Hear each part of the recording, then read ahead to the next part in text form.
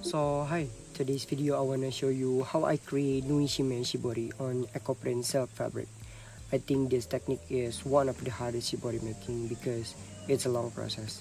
So the first, I will make the pattern. I draw a wavy lines to the empty space on the silk and make it like a wavy square. After that, we need to stitch every square on the fabric. I make it on silk, so I need to be carefully, and I should choose a small needle too because I don't want to wreck the silk.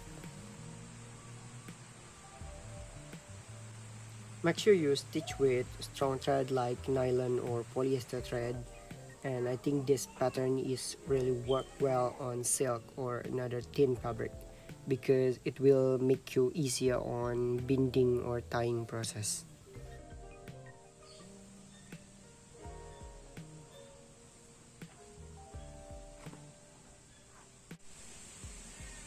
After that, you need to pull the thread, tie it, roll it, and tie it again.